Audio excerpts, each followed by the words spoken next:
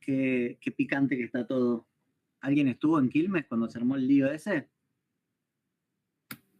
No, yo justo no estaba, pero se difundió bastante rápido. Tengo amigas que cursan yo justo no estaba acá en Quilmes y me llamó una amiga que estudia en Bellas Artes en La Plata, contándome que ella estaba en la Asamblea de La Plata y diciendo que en la Universidad de Quilmes estaban pasando algo si yo estaba bien. Y lo mismo, tengo una compañera de trabajo que cursa comunicaciones sociales de la UBA y ellos también estaban en asamblea cuando acá en la UNCI bueno, empezaron con el gas pimienta y este grupo de infiltrados que interrumpieron en nuestra asamblea y también ya se habían enterado, o sea, como que la noticia corrió bastante rápido y creo que estuvo, o sea, que habla muy bien también del movimiento estudiantil, de que la noticia se corrió bastante rápido, que llegó a la UBA, que llegó a la UNLP y nada, que claramente es algo que hay que cuidarse mucho. Y tengo otra compañera de trabajo que es de la Jaureche, que me contó que en la Jaureche está pasando lo mismo, que de la nada ven gente que se dan cuenta que no son alumnos. O sea, que no lograron identificar todavía como militantes de ningún sector o de ningún partido, como justo en el caso de la UNCI sí se sabe que son militantes de la Libertad Avanza, porque bueno, se sacaron fotos con remeras del partido y bueno, carteles haciendo eh, Y eran dando a estudiantes. entender eso, pero en la Jaureche se mete gente y no saben quiénes son. Ayer en la asamblea mi compañero de laburo me contó eso, de que había gente que no se sabía de dónde era. Buah. Había dos que reconocieron como estudiantes, el resto no eran estudiantes. Ah, sí. Oye, ¿cuántos eran? Vi una foto que serían, no sé, 10, 12, más o menos. Ah, bastantes. Complicado. Hola, yo estuve y recién salí de una clase en la que una compañera contó que uno de los chicos es su compañero de cursada, uno Sí. de los que gas pimienta. Qué locura, ¿no? Ir igual con gas pimienta a una Em, asamblea, tipo, es de loco. pero bueno, no saben si va a volver a asistir a la cursada o qué va a pasar del... Seguro que sí, si les gusta como. Bueno, estuvieron viendo las correcciones de los exámenes. Yo les dije, no sé si se acuerdan, que si alguno quiere revisar el examen aunque esté aprobado, puede. Me lo tiene que pedir. ¿Sí? Si me lo piden, yo les abro el plazo de nuevo. ¿Tá? ¿La nota era lo que esperaban? ¿Están conformes? ¿O me quieren discutir algo? ¿No? Bien. Lo que vamos a empezar a hacer hoy es ver Kuhn. Es medio difícil igual dar clases con este ambiente desagradable, ¿no? Es como bastante duro.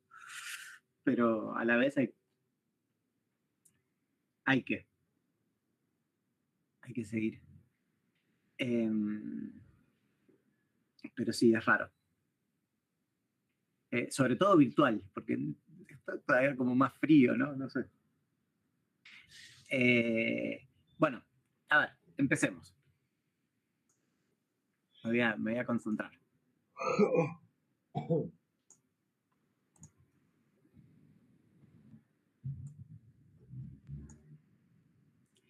¿Cuál es la respuesta a esta pregunta? No aparece ninguna pregunta. Perdón, no está con ninguna pregunta, es cierto. ¿Cuál es el libro más citado en el área de las ciencias sociales hasta el 2016? El Capital de Marx. No. ¿Alguien quiere probar? ¿Alguno de Durkheim? No sé, yo siento como que vamos a ver una ahora. La revolución. Bueno, pero contesten lo que habrían contestado.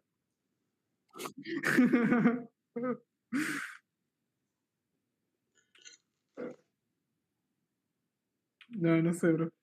O sea, como es Kuhn, pero bueno.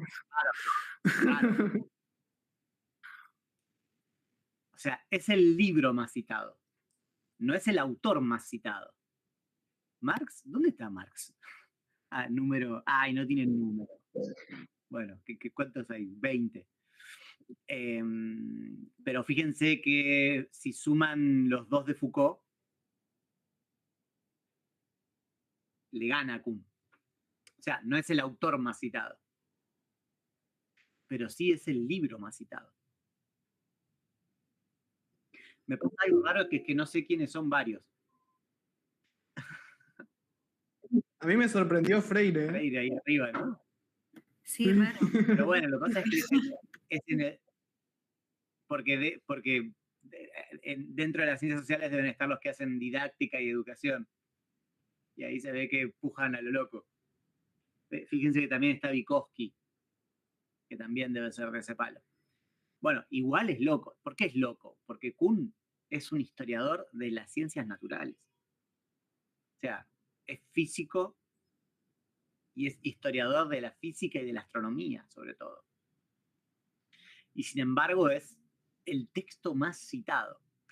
Habría que actualizarlo, no sé, tendría que ver cómo está ahora, pero sorprendente. Y esto es otra cosa sorprendente que les voy a mostrar ahora. Si se van al significado de paradigma, a un diccionario de 1961, las acepciones son estas: patrón, ejemplo o modelo, o en gramática, ejemplo de conjugación. ¿Sí? En castellano son paradigmas de cómo se conjuga amar, querer y partir. ¿Sí? Cuando te vas a un diccionario actual, está ejemplo o patrón, lo mismo. Ejemplo de conjugación o declesión, lo mismo. Y aparece una tercera cosa, que es un framework, un enfoque filosófico o teórico de una escuela científica o disciplina dentro de la cual teorías, leyes, generalizaciones y experimentos son llevados a cabo y en soporte del cual son formulados. Y ponen como, es un ejemplo curioso, un ejemplo que no compartiría Kuhn por algo que vamos a ver en un rato, como ejemplo ponen el paradigma freudiano del psicoanálisis. ¿Sí? ¿Quién metió esa tercera acepción? Kuhn. ¿Sí? Ese es el modo en el que Kuhn usa paradigma. O sea, yo no conozco otro autor, digamos, seguro que de la filosofía de la ciencia, pero se podría extender a la filosofía, que haya logrado meter lenguaje en la vida cotidiana, de este modo, ¿no? Al punto que si no sé, un técnico de fútbol cambia completamente un equipo, se puede llegar a decir cambio de paradigma. ¿Sí? Ese uso es kuhniano. Es curioso, yo no tengo una respuesta a por qué Kuhn fue tan exitoso. Por supuesto, debe tener que ver con que es yanqui, con que es hombre, con que es blanco, pero había otros yanquis blancos y hombres que estaban hablando de cosas parecidas. ¿Sí? Por ejemplo, Foucault, que bueno, no es el caso, no es ni yanqui ni el paradigma del hombre, publicó Las palabras y las cosas casi a la vez que Kuhn, un poquitito después, ¿no? De hecho, le preguntaron si había leído la estructura y dijo que no. Y dice cosas muy parecidas, y de hecho uno puede encontrar un montón de autores que dijeron cosas parecidas bastante antes que Kuhn. ¿Sí? Son ideas que en el siglo XX estaban dando vueltas por ahí. No puede encontrar algunas ideas parecidas en Carnap, por ejemplo, ¿sí? El empirista lógico. Sin embargo, Kuhn logró esto, ¿no? Logró proponer un marco conceptual para hablar de ese tema, ¿sí? De cuando alguien cambia mucho más que una sola idea, sino una concepción. ¿Sí? Cambio de paradigma. Bien. El libro de Kuhn se llama La estructura de las revoluciones científicas, ese es el libro más citado. Hay muchas cosas en castellano, en inglés hay infinitas cosas, porque ahora ya no está tan de moda Kuhn, pero en un momento lo estuvo y había mucha gente trabajando en eso. Pero bueno, traducidas al castellano de Kuhn, está este libro de Lakatos y Musgrave que se llama La crítica y el desarrollo del conocimiento, del cual les voy a hablar un poquitito, porque en realidad es un congreso que arman los popperianos en Inglaterra y lo invitan a Kuhn para bardearlo, para pelearlo, y Kuhn les contesta uno por uno. Está bastante bueno. Está este libro, El camino desde la estructura, que es el último que había publicado Kuhn en vida. Perdón, no, salió publicado. O sea, es un libro que tenía las últimas publicaciones de Kuhn, que salió post-mortem. Está La tensión esencial, que es... acá está el artículo que se llama El papel de los experimentos imaginarios en la ciencia, que es una de las cosas más lindas que escribió Kuhn. Está buenísimo. Y, por supuesto, el libro más importante es La estructura de las revoluciones científicas. Si alguno quiere comprarlo porque lo quiere leer de papel, no es caro, pero no compre esta edición. O sea, las dos ediciones son de Fondo de Cultura Económica. Esta está traducida por Carlos Solís y es mucho mejor, ¿sí? Esta traducción, que es la anterior, estaba traducida por alguien que sabía inglés, pero no sabía nada de Kuhn. Entonces tiene un montón de problemas. O sea, esa, chau. Dos cosas más. Bueno, este librito salió hace poco en castellano y solo está publicado en castellano, pero no se puede vender. Y una cosa muy importante, Kuhn no se escribe así. Se escribe así. Si no me quieren dar dolores de cabeza en los exámenes, no hagan como el que Altaya, que publicó en la tapa del libro mal el nombre. Bueno, igual yo sé que el 30% lo van a escribir así, porque no sé por qué hay una tendencia a poner la H entre la K y la U. Igual Word lo corrige. Lo corrige. Que Word lo corrige, tipo cuando lo escribís mal se da cuenta y te lo corrige y te pone H. Esto es pre-Word, la tapa de este libro. Claro. Bueno, y hace el año pasado, no, el 2022, ya no es el año pasado, salió el libro que estaba escribiendo Kuhn cuando se murió. ¿Sí? Tardaron bastante en publicarlo. Tardaron como... ¿Qué año se murió Kuhn? En el 90. Como 30 años en publicarlo.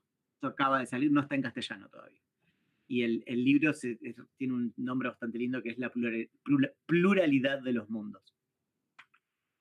Bien, y sobre Kuhn hay un montón de cosas, pero bueno, ahí les dejo después, si a alguno le interesa, lo mira en el coso este que después lo subo.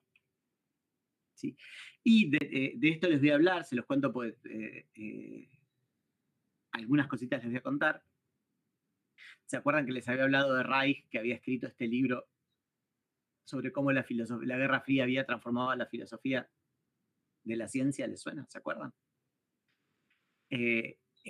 Hace no tanto escribió este otro, que no está traducido al castellano y está buenísimo, y les voy a contar algunas cosas de eso, porque el libro de Kuhn está escrito en la Guerra Fría, durante la Guerra Fría, y hay algunas cuestiones interesantes para contar al respecto. Bien, el libro de Kuhn, o sea, Kuhn no es un filósofo de profesión, y no es un filósofo profesional, no sé cómo decirlo. Bueno, es ridículo decir esto, porque es uno de los filósofos más influyentes, pero no lo era, ¿sí? Y el libro no está escrito de manera técnica, ¿sí? Por ejemplo, no cita. En el cuerpo del texto, cuando se refiere a una idea de alguien, no pone al lado quién dijo la idea, ¿sí? Digamos, tiene un estilo más relajado. Entonces, si uno quiere saber cuáles son las influencias sobre Kuhn, están mencionadas todas en el prefacio, ¿sí? Y menciona algunas de historiadores, los más conocidos son Coiré, que trabajó sobre Galileo, y Lovejoy, que tiene un libro sobre la cadena del ser, que creo que yo les conté algo de la cadena del ser, la idea esta de que uno puede organizar a todos los animales, los seres vivos, de los menos perfectos a los más perfectos. Esta idea con la que Darwin rompió. Bueno, Lovejoy tiene un libro precuñano, pero cuñano sobre ese tema, está buenísimo. Menciona influencias tanto de la escuela de la Gestalt, lo que estudiaba la percepción, de las cuales les estuve contando la vez pasada, y de Piaget, ese texto del que les hablé que se llama La influencia de los experimentos imaginarios, el papel de los experimentos imaginarios en la ciencia, compara el aprendizaje de un niño con Galileo y apela explícitamente a Piaget. Menciona algunos epistemólogos. El que más influencias le reconoce es Fleck, que escribió este libro que está bastante bueno. Yo se los cuento por si, no sé, si se lo cruzan en una librería de usados, está bueno.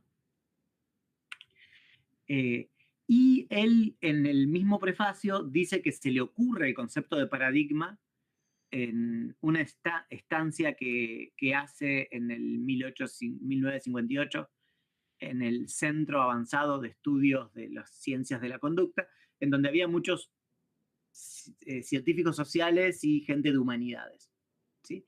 Y él, que había estudiado física, digamos, o sea, la historia de Kuhn es que estudia la carrera de física y después empieza a trabajar en un programa de educación científica para todos los que entran a Harvard, parecido al CBC, al CBC o a Introducción al Pensamiento Científico en la UBA. ¿Sí? Algo así, no es exactamente así, pero digamos, algo que era transversal a un montón de carreras. Kuhn empieza a trabajar en ese programa y ahí se pone a estudiar historia de la ciencia, ¿sí? Y termina trabajando en historia de la ciencia. Cuando pasa de la física a la historia de la ciencia, hace esta estadía en este lugar y de golpe se ve rodeado por científicos sociales y gente de humanidades. Y ahí dice que se sorprende del número y la amplitud de los desacuerdos que existen entre los científicos sociales acerca de la naturaleza de los problemas y los métodos legítimos de la ciencia. ¿Sí? Él se sorprende el nivel de desacuerdo que hay entre los distintos enfoques que existen dentro de las ciencias sociales. ¿Sí? Algo que, tal como sugiere él en el prefacio, no ocurre en la física. Esto es para mencionarlo y seguir adelante y después volver, porque es súper discutible, pero básicamente la idea es, o sea, lo que hace Kuhn es proponer la idea de paradigma para explicar lo que tienen en común los físicos, que no tienen en común los científicos sociales. ¿Sí? No, es súper injusto con las ciencias sociales, pero no importa. ¿Sí? Digamos, no es que tenga una concepción sofisticada de las ciencias sociales, Kuhn. Pero el punto es que propone el concepto de paradigma para hablar de la magnitud de los acuerdos compartidos en una comunidad científica, que van mucho más allá que la aceptación de una mera teoría. ¿Sí? Básicamente, compartir un paradigma es mucho más que aceptar una teoría. ¿Sí? Bien. Otra cosa importante, ya vamos a volver sobre estas cuestiones de las ciencias sociales y la mirada de Kuhn sobre las ciencias sociales porque es interesante. Es la primera vez que se los menciono. Kuhn, el libro de Kuhn se vende un montón, tiene mucho éxito, es muy discutido. Entonces, en la segunda edición del libro, que es en el 69, Kuhn lo que hace es, no lo revisa, lo deja igual, pero le agrega un epílogo, ¿sí? Le agrega un posfacio, epílogo, no sé, un capítulo al final, ¿sí? En donde trata de hacer muchas aclaraciones. Yo les voy a contar de eso más adelante, porque es importante, digo, es tan importante como el cuerpo del texto, pero ahí hace una aclaración que es súper importante, que tiene que ver con que hay una autora que se llama Masterman en ese libro del Congreso de los Popperianos que les mencioné, que le dice que Kuhn usa paradigma en muchos sentidos, como en 30 sentidos distintos, ¿sí? Como que es muy confuso al hablar de paradigma. Y Kuhn dice, Masterman tiene razón en que lo uso en 2 sentidos, ¿no? O sea, no tanto como 30, pero sí 2 sentidos. Y es cierto, digamos, cada vez que Kuhn usa la palabra paradigma, lo usa en uno de los 2 sentidos. Por lo cual, aunque esté dicho en el epílogo, la verdad es que está bueno saberlo antes. ¿Sí? ¿Cuáles son esos 2 sentidos? El primero es la única definición de la palabra paradigma que aparece en la estructura, que es logros universalmente aceptados que durante algún tiempo suministran modelos de problemas y soluciones a una comunidad de profesionales. ¿Sí? Un ejemplo de cómo un científico resolvió un problema específico que se usa para enseñar y para aplicar el paradigma. Ya vamos a volver un montón sobre esto, ¿sí? Pero es un caso específico. El otro sentido es el que se suele usar como cosmovisión, ¿no? Que él propone en el epílogo llamarlo, dejar de usar la palabra paradigma y usar la palabra matriz disciplinar, pero nadie le dio bola, todos siguen hablando de paradigma. Que es todo lo que comparte una comunidad científica. ¿Sí? Fíjense que en el diccionario yo les decía que una acepción era ejemplo y la otra era lo que comparte una comunidad científica. ¿Sí? Y son estos dos los sentidos. ¿Sí? Básicamente, entonces, ejemplar paradigmático es un caso de cómo un científico resolvió un problema que se usa como ejemplo en los libros de texto. ¿Sí? Por ejemplo, las arvejitas de Mendel, las mariposas para explicar la selección natural, los miembros posteriores para explicar las homologías, qué sé yo, el suicidio para explicar Durkheim, ¿sí? ¿Qué era lo de Durkheim con el suicidio? No me acuerdo cuál es la teoría, la de falta de cohesión social, ¿qué era? Bueno, no me acuerdo.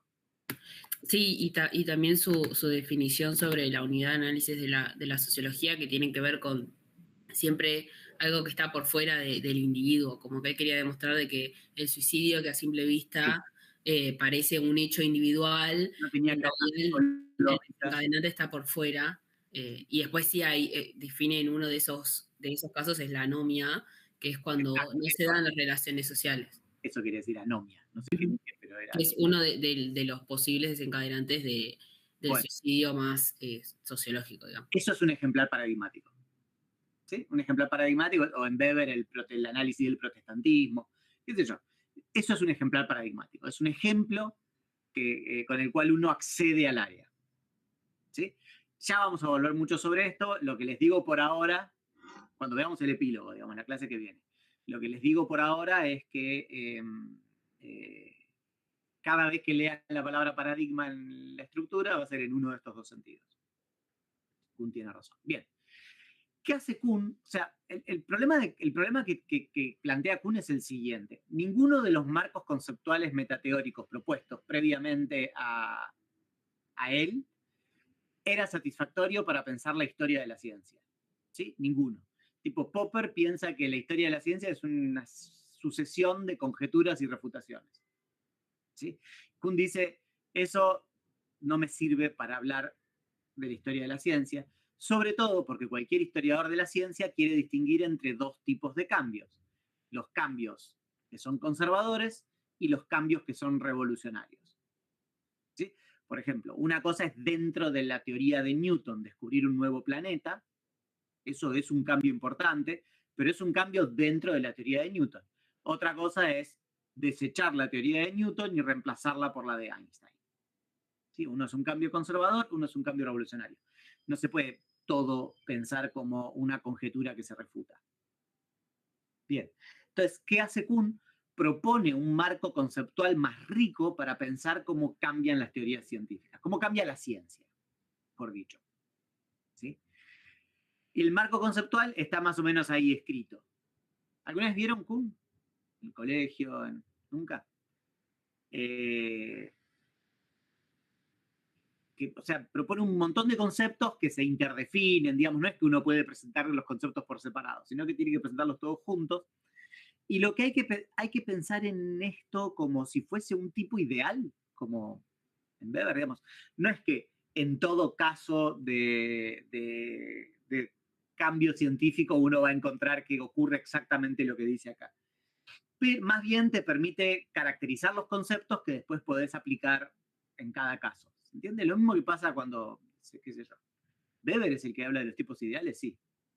Que, qué sé yo, caracteriza la democracia y después dice, Sí, nunca te vas a encontrar este sistema en el mundo. Pero los conceptos que yo caracterizo al presentar ese tipo ideal te van a permitir entender el sistema del mundo. real. ¿Se entiende? Y Kuhn no dice esto, lo estoy diciendo yo, pero básicamente la idea es la misma, digamos. Este cuento que les voy a hacer no es que ocurre cada vez que hay una revolución. ¿Sí?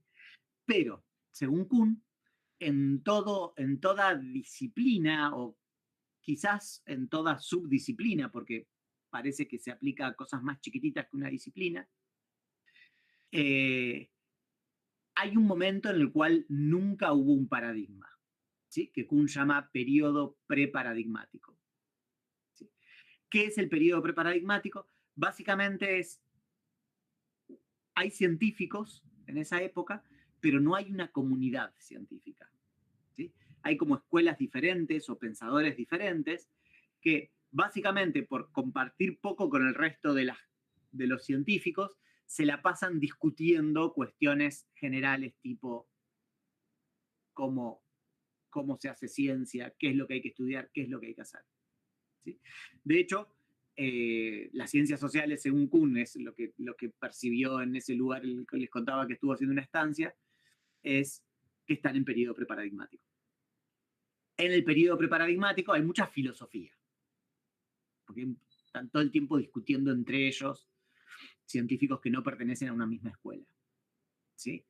Si estamos pensando, esto se aplica siempre muy bien a la revolución copernicana, si estamos pensando en la astronomía, en la física, tenemos que irnos al periodo de los griegos. ¿Sí?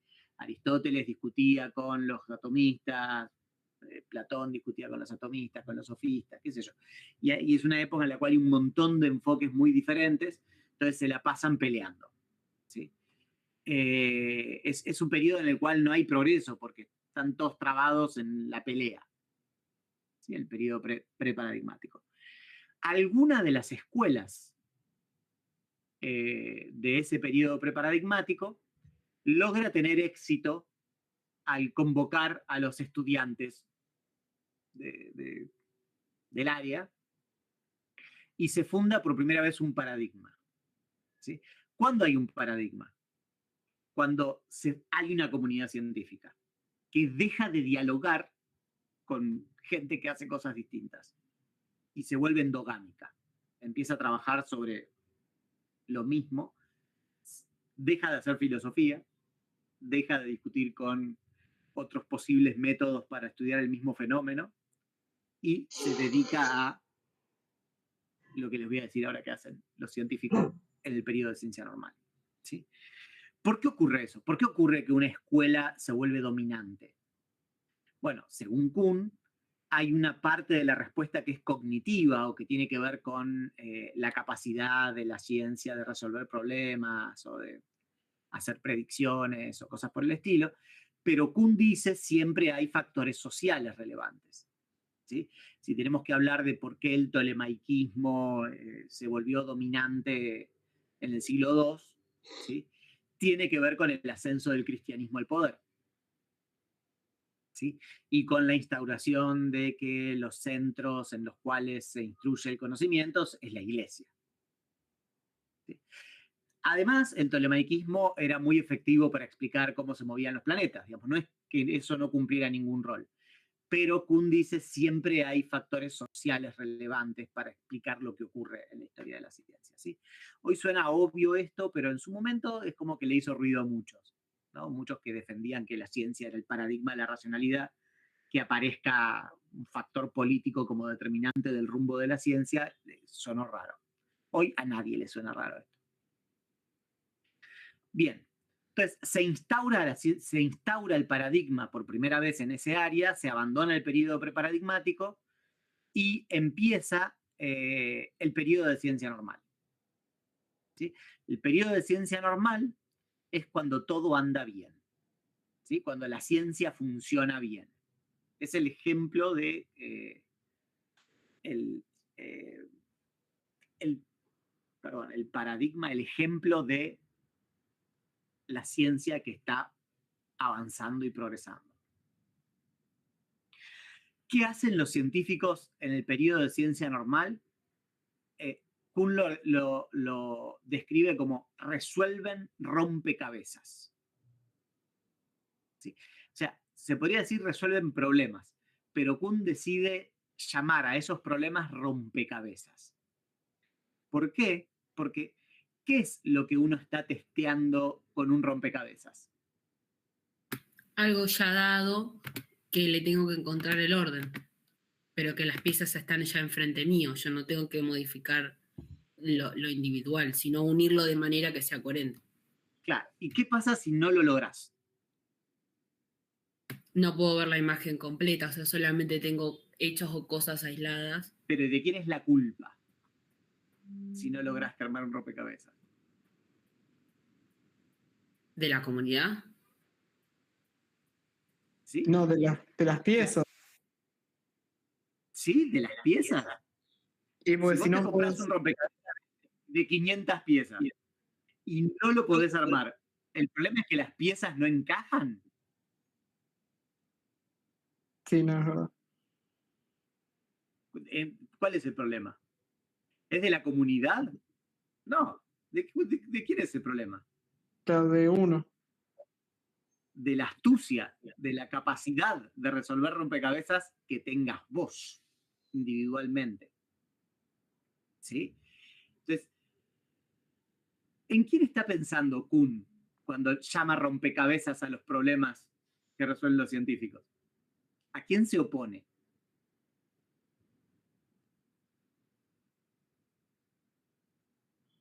¿Quién jamás diría es culpa del científico?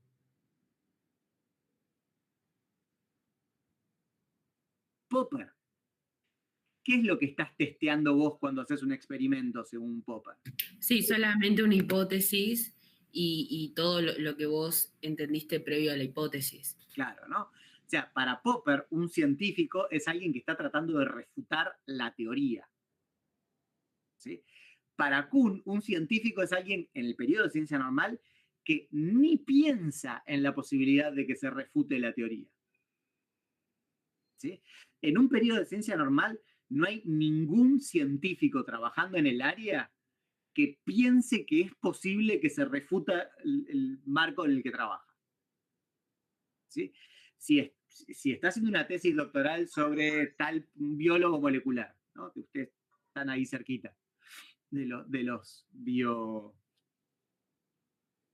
¿Cómo lo llaman? Tiene un nombre raro. Biotecnólogos. Eso, biotecnología, no me sale. Y también son genetistas.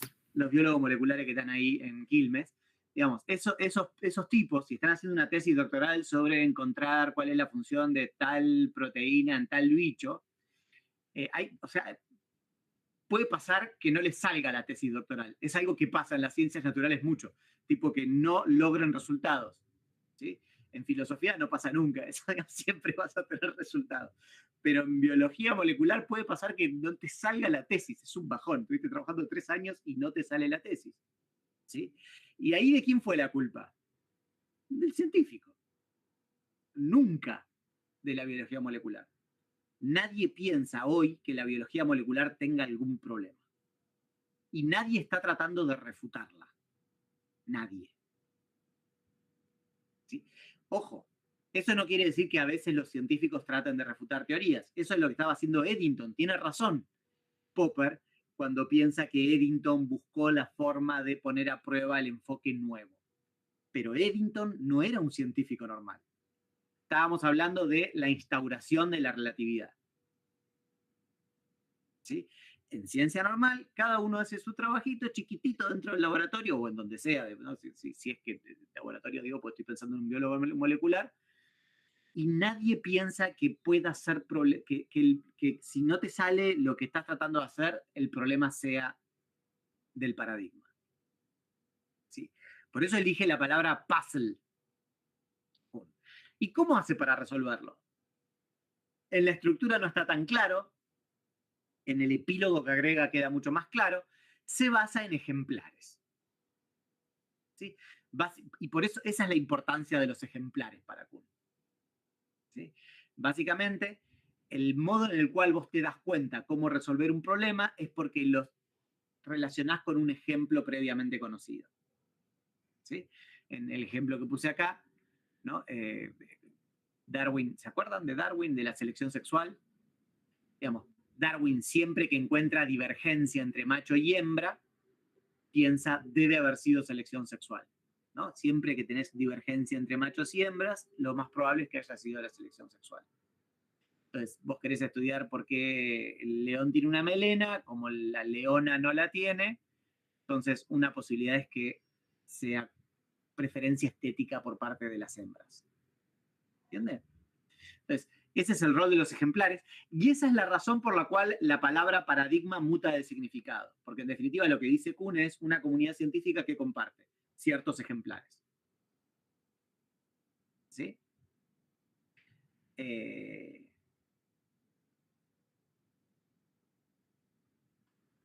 Ya vamos a volver sobre esto y cuando veamos el epílogo. En el capítulo 4, Kuhn quiere decir qué es lo que comparte una comunidad científica y para eso apela a la noción de compromisos tácitos. ¿Qué quiere decir que son tácitos? Que si vos le preguntás al científico por cuáles son los compromisos que acepta, probablemente no sepa decírtelos. Es como el conocimiento que uno tiene de la gramática de su propio lenguaje. ¿Sí? O sea, uno sabe cómo conjugar verbos, pero no sabe bien cuáles son las reglas que sigue. Las sabe como know-how, ¿no? Como un saber cómo, no como un saber qué. Eso es conocimiento tácito, ¿sí? Yo sé que se dice que es correcto decir, si hubiera sabido, habría traído paraguas. Y sé que es incorrecto decir, si habría sabido, habría traído paraguas. Ahora, ¿por qué uno es correcto y el otro incorrecto? Yo personalmente no tengo ni idea. No sé cuáles son las reglas gramaticales que estoy siguiendo. Solamente sé distinguir lo correcto de lo incorrecto. ¿Se entiende? La idea es que los científicos también tienen un conocimiento así, no tan explícito de cuáles son sus propios compromisos. ¿Sí? Conocimiento implícito. Entonces, entre los compromisos que comparte una comunidad científica, hay compromisos teóricos. ¿Qué implica compromisos teóricos? Bueno, la aceptación de ciertas leyes. Esto es lo más superficial, ¿no? Esto es lo que cualquiera diría que comparte una comunidad científica. Pero también un marco conceptual, algo de lo que empezamos a hablar la vez pasada, y que en Kuhn se vuelve más importante, o sea, utilizar ciertos conceptos con los cuales están enunciados esas leyes. Y Kuhn dice, estos te permiten resolver los rompecabezas, porque básicamente resolver un rompecabezas es aplicar esas leyes a un fenómeno nuevo. ¿Sí? Y son poco flexibles. ¿Qué quiere decir con que son poco flexibles? Que en las revoluciones científicas se modifican. Es más, uno puede detectar una revolución científica porque se modificó eso. ¿Sí? Aunque vamos a ver que es discutible en un rato. Después hay compromisos instrumentales, es decir, compromisos acerca de qué instrumentos se utilizan, de qué modo y sobre qué medios. ¿Sí? El ejemplo obvio es el telescopio en el paradigma newtoniano. ¿Sí? Los paradigmas previos no usaban telescopio. ¿Sí? Y cuando apareció el telescopio, no lo quisieron usar.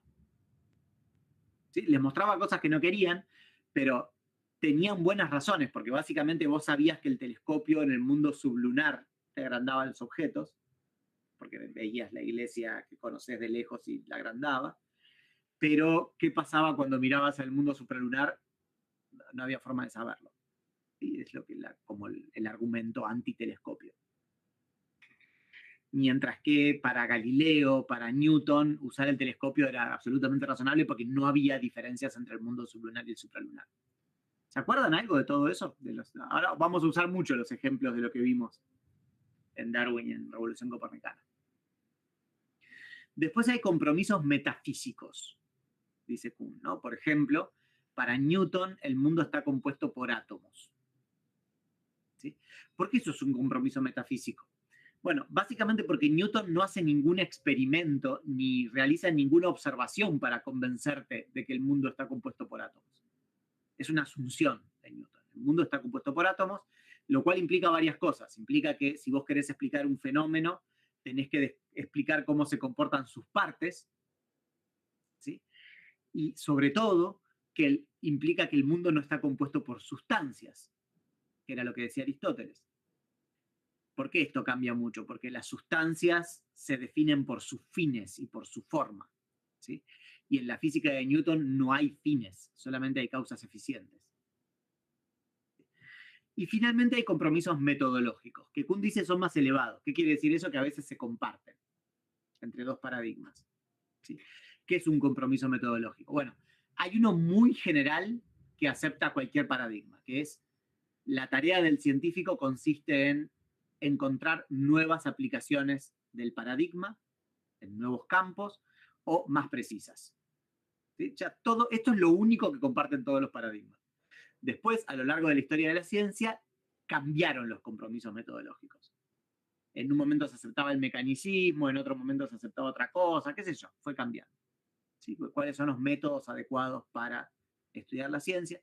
Vamos a ver algunos ejemplos de estas cosas. Pero fíjense que lo que comparte una comunidad científica es más que una ley. La aceptación de una ley.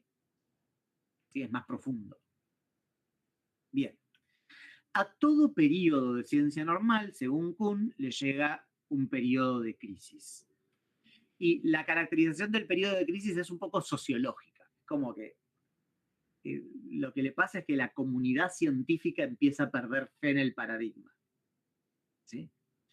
O quizás algunos miembros de la comunidad científica o algunos científicos que nunca fueron miembros de la comunidad científica empiezan a sospechar del paradigma. ¿Sí? ¿Por qué ocurre eso? La noción importante es la de anomalía. ¿Qué es una anomalía? Es un desajuste entre las expectativas generadas por el paradigma y el mundo.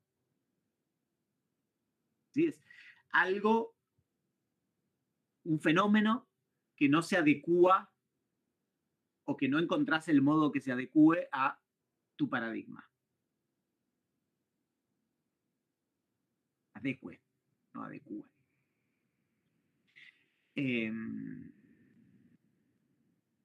Hay distintos tipos de paradigmas, de anomalías, perdón. Y siempre hay anomalías. Lo que pasa es que en el periodo de ciencia normal no se les da bola. ¿Sí? Pero en el periodo de crisis cobran relevancia. Y ahí es medio circular, ¿no? Digamos, el periodo de crisis ocurre porque las anomalías cobran relevancia, y las anomalías cobran relevancia porque hay un periodo de crisis. Es medio circular. Una anomalía puede ser un rompecabezas que no se logra resolver. Por ejemplo, nunca los newtonianos pudieron explicar cómo se movía Mercurio. ¿Sí? Y eso era un rompecabezas. Un típico rompecabezas del Newton, del newtonianismo, es explicar cómo se mueven los planetas. Y siempre fallaban con Mercurio. ¿Sí? Pero también puede ser una cosa completamente distinta. Por ejemplo, una nova. ¿Sí? Cuando apareció una estrella en el periodo de crisis del copernicanismo, eso no es un rompecabezas que resolver, porque básicamente en el mundo supralunar, no sé si se acuerdan, no podía haber cambios. Cuando apareció una nova y no cambiaba sus posiciones relativas con las otras estrellas, y por lo tanto tenía que estar en la esfera de las estrellas fijas, no había nada que hacer. No había forma, no era un rompecabezas, ¿no? Porque era sencillamente algo que no estaban acostumbrados a resolver los científicos. ¿Sí? Sencillamente era un fenómeno que no podías masticar y deglutir y digerir con el paradigma. Fíjense lo que dice acá, en donde se vuelve hansoniano. En el prefacio no menciona Hanson como influencia. Es bastante curioso porque parece que fue una influencia importante. Dice Kuhn: ¿acaso podría ser accidental, por ejemplo, referido a las novas? Eran las estrellas nuevas que aparecían. Por ejemplo, que los astrónomos de Occidente vieran por primera vez cambios en los cielos anteriormente inmutables durante el medio siglo posterior a la propuesta del nuevo paradigma copernicano. Digamos, ¿cómo fue que justo apareció una nova cuando el paradigma estaba en crisis? ¿Eso es una coincidencia feliz para los heliocentristas? Y Kuhn dice: los chinos, cuyas creencias cosmológicas no impedían los cambios celestes, habían registrado la aparición de muchas estrellas nuevas en los cielos en fechas más tempranas. Asimismo, incluso sin la ayuda del telescopio, los chinos habían registrado sistemáticamente la aparición de las manchas solares, siglos antes de que las viera Galileo y sus contemporáneos. ¿Qué está sugiriendo Kuhn? Que si no estás esperando ver ciertas cosas, puede ser que no las veas. ¿Sí? Que se parece un poco a lo que hablábamos con Hanson.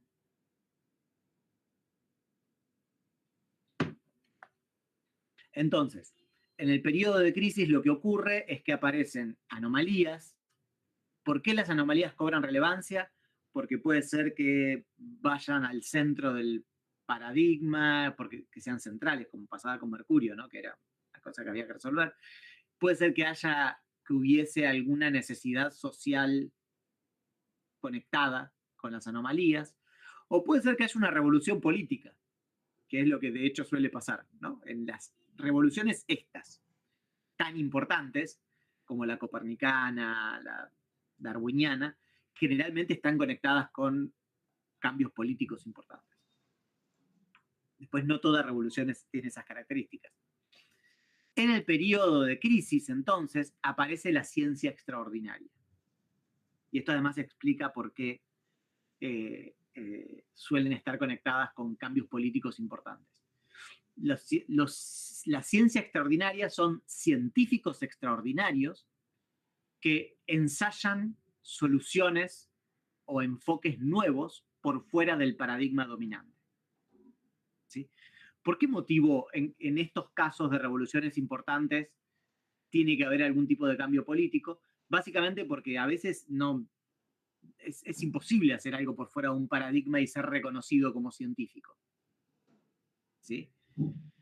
Si esto es la revolución copernicana, es un caso extremo, ¿no? Porque algunos de los científicos de la revolución copernicana, los científicos extraordinarios, los quemaron vivos, tipo a Giordano Bruno, ¿sí? O a Galileo lo metieron preso.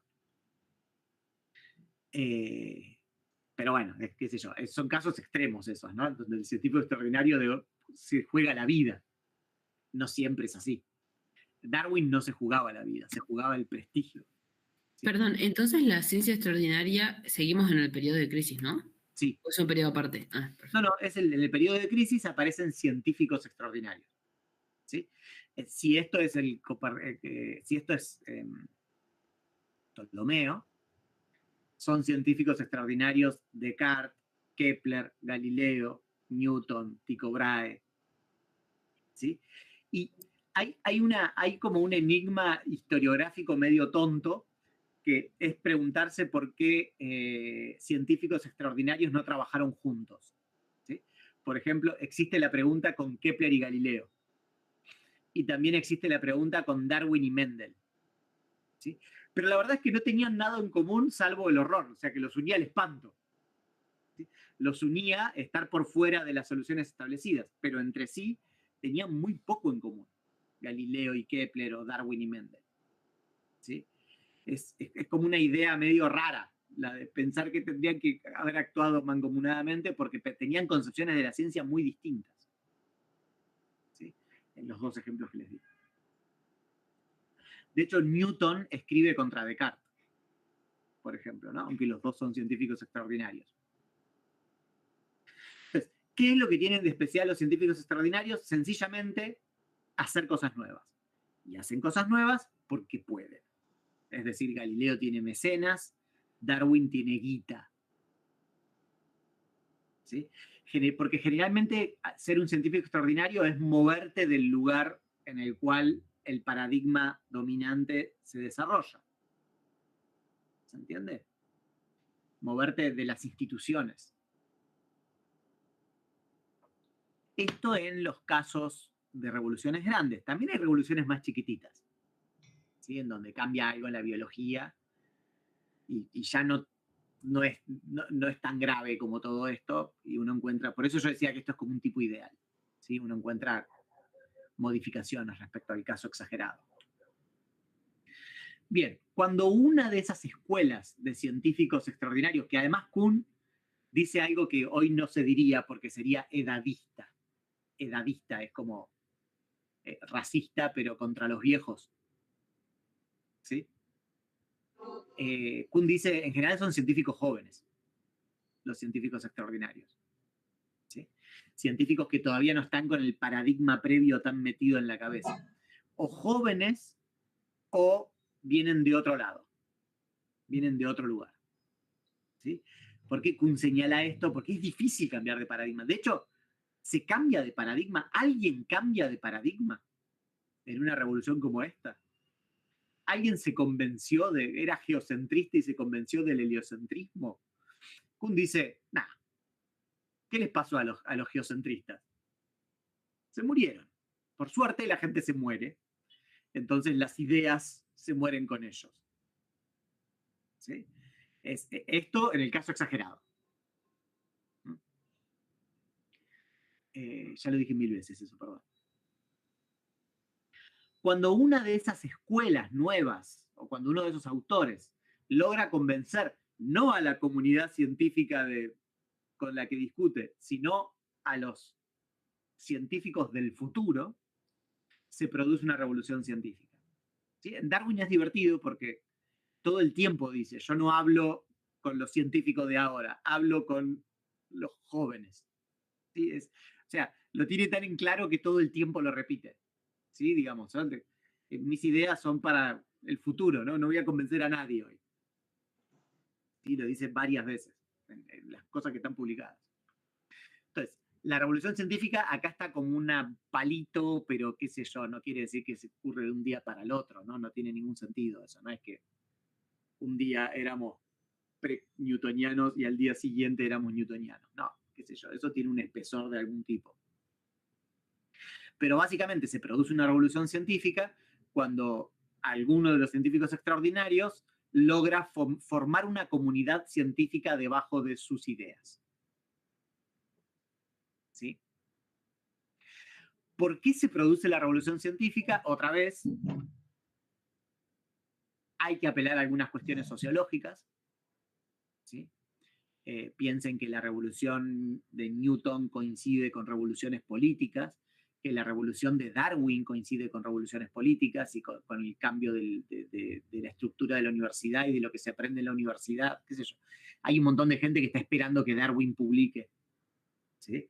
Porque lo iban a usar como en peleas políticas, ya no como en el siglo XVII y XVIII era más heavy metal, ¿no? La revolución. Pero en el periodo de Darwin había cuestiones de política universitaria y de educación que estaban en juego, ¿sí? Y del rol de la iglesia, por supuesto, ¿no? Y del peso de la iglesia en el conocimiento. Por eso nunca fue solo una discusión acerca de la evolución, ¿sí? Lo mismo pasa con la copernicana. Bien, entonces se instaura un nuevo periodo de ciencia normal que va a tener un periodo de crisis, que va a ser reemplazado por otro paradigma en revoluciones científicas, ¿no? Digamos, esta es la estructura de la ciencia según Kuhn, al menos en la estructura. Después vamos a ver que dice algunas cosas que cambia de algunas ideas. Perdón, ¿podríamos volver a definir revolución científica en...? Es el cambio de paradigma. O sea, directamente, abruptamente, el cambio de paradigma en sí. Exacto. ¿Sí? Ojo, abruptamente, es lo mismo que una revolución política, que es de donde está sacada esta idea, ¿no? ¿Qué quiere ¿Sería decir? la conclusión, la conclusión a la que llegan los científicos extraordinarios o no tiene que ver directamente con ellos? Sí, es el éxito de un científico extraordinario. Un científico extraordinario como un revolucionario político, como Fidel Castro. Perfecto. ¿Sí? O sea, la idea está sacada de las revoluciones políticas. ¿El autor se inspira directamente en eso? O sea, ¿hay pruebas de eso? Ah. No, bueno, qué sé yo, la idea de revolución científica no es de Kuhn. No, claro. Siempre hablaron de revoluciones científicas. Pero la idea de revolución científica surge de la idea de revolución política. Bueno, hay una interrelación interesante entre esos dos conceptos. Que no me la acuerdo, no podría contarla bien. Sé que es un tema sobre el cual se ha trabajado. ¿Sí? La misma idea de revolución. Pero, o sea, él abiertamente en sus escritos lo dice, o sea, ¿hay pruebas de eso o no? ¿O es algo de justamente del paradigma de la humanidad? Ahora van a ver que se pueden trazar más paralelos. Sí, sí, Kuhn establece algunos paralelos. ¿Sí? De hecho, digamos, los que menos les gusta a Kuhn dicen que el éxito de Kuhn tuvo que ver con su apariencia de revolucionario, ¿sí? En un periodo en el que había hippies. ¿Sí? Ya vamos a hablar de eso, ¿sí? Del contexto político de la estructura, que es interesante. Bien, ¿cuál es la... ¿Por qué razón el libro de Kuhn? El libro de Kuhn fue muy rechazado, digamos. Hay más gente que escribió sobre Kuhn que kuhnianos. ¿Sí? Les cuento, yo soy un kuhniano. Tipo, yo lo que trabajo está inspirado en preguntas que se hacía Kuhn. ¿Sí? Pero en filosofía, la mayoría de la gente que escribió acerca de Kuhn fue para pelearse con Kuhn. ¿Sí? ¿Por qué? Porque básicamente la gran pregunta que está por detrás de toda esta pintura que les hice yo de cómo cambia la ciencia, tiene que ver con cómo podés comparar entre paradigmas. Si es posible y cómo es la comparación entre paradigmas. ¿Sí? Porque la respuesta de Kuhn es fuerte, como vamos a ver. Fíjense lo que dice. Dice, al examinar los documentos de la investigación del pasado, desde el punto de vista de la historiografía contemporánea, el historiador de la ciencia puede sentir la tentación de proclamar que cuando cambian los paradigmas, el mundo cambia con ellos. ¿Sí? Es decir, científicos que pertenecen a distintos paradigmas viven en distintos mundos, según dice Kuhn. Por consiguiente, acá hay otra frase de Kuhn, de las páginas siguientes. En tiempos revolucionados, cuando cambia la tradición de la ciencia normal, y acá se pone súper hansoniano, fíjense, la percepción que tiene el científico de su medio ha de reeducarse. En algunas situaciones familiares, ¿se acuerdan cómo termina el texto de Hanson que dice el científico paradigmático es el tipo que en lo familiar aprende a ver, ¿cómo era? Que aprende a ver lo nuevo en lo familiar, no me acuerdo, era algo así la frase, ¿no? En algunas situaciones familiares ha de aprender a ver una nueva Gestalt, tipo esto de Hanson, ¿sí? Organizar la percepción de una nueva forma. Una vez que lo haya hecho, el mundo de su investigación parecerá ser aquí y allá inconmensurable con el que habitaba antes. El concepto principal, podría ser el título del libro, es el de inconmensurabilidad. ¿Sí? Los paradigmas sucesivos son inconmensurables. Vamos a ver qué quiere decir eso. Vamos a ilustrarlo con un caso exagerado. ¿Sí? Porque nunca pasó que Newton discutiese con Aristóteles. ¿Sí? Newton no discutía con Aristóteles, discutía con un tipo mucho más cercano. Pero para que sea bien exagerada la situación, imaginemos esto, ¿no? Imaginemos un diálogo entre Aristóteles y Newton.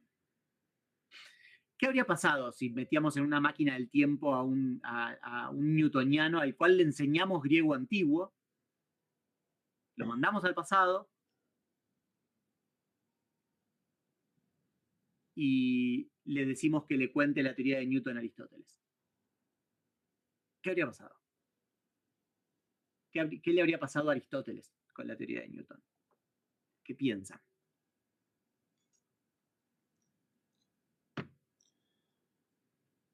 Supongo que no la entendería porque no había determinados métodos o herramientas en la época. Hay Entonces, un problema de comunicación y eso es importante. De hecho, ahora vamos a volver sobre el tema de la comunicación en un segundo, ¿sí? Pero asumamos que sí le entiende. Es difícil, es una asunción difícil de conocer, pero asumamos que entiende perfectamente la teoría. ¿Se habría convencido Aristóteles si se habría adelantado la revolución newtoniana 20 siglos? No sé si vieron la película de Amenábar. ¿Hablamos de esto o no? No sé con quién hablo en dónde, o sea, pluritrabajo. ¿Vieron la película sobre Hipatía? Ágora. ¿Alguien la vio o no? Bueno, entonces no me sirve de ejemplo. Pero es un poco como Volver al Futuro. Volver al Futuro sí la vieron, Sí. ¿no? ¿Se acuerdan lo que pasa en Volver al Futuro? Que el personaje, el pibe, viaja al pasado y toca la guitarra, ¿no? Y lo que toca primero es un tema de Chuck Berry. Y dice, ustedes no están preparados para... No, con Chuck Berry sí. O sea, Chuck Berry se copa a la gente. Porque Sí, está pero... tocando algo viejo. Mm. Pero después, antes de lo que dice Martina, hace un solo como si fuese Van Halen, Steve Vai, no sé, como los violeros de la época. No, de Hendrix, ¿no es? O qué sé yo, algo por el estilo. En realidad, sí, bueno, no importa, perdón. Me iba a poner en detalle de la guitarra que no importa. Pero sí, digamos, de tipos posteriores, y la gente se queda medio fría, ¿no? Pues, si te vas al pasado para robar música, como en la película de Yesterday, ¿no? Que es como la fantasía de todo músico, viajar al pasado y componer las canciones de Paul McCartney, el problema es que no te puedes ir muy al pasado, porque te falla, ¿no? Y acá pasa lo mismo, ¿no? En este experimento. Si te vas muy al pasado, si mandás a un newtoniano a hablar con Aristóteles, te puede fallar. ¿Por qué te puede fallar? Bueno, recuerden lo que es la explicación de Aristóteles de por qué cae un objeto y la explicación de Newton de por qué cae un objeto. ¿Cuál es la respuesta de Newton por qué cae un objeto? Por la gravedad. Por la fuerza de gravedad. Aristóteles, ¿qué le preguntaría? Ah, ¿y qué es la fuerza de gravedad? ¿Y qué le contestaría Newton? No sé. Contestaría, no hago hipótesis, ¿no? Hipótesis non fingo es su respuesta a la pregunta de qué es la fuerza de gravedad. Pero le diría a Newton, mirá todas las cosas que puedo hacer con esta ley que te propongo que tiene ese concepto que no sé qué es. ¿Sí? Te puedo explicar cómo se mueven los proyectiles, cómo caen los objetos en caída libre, cómo se mueven los resortes, cómo se mueven los cometas, los planetas, los satélites. ¿Sí?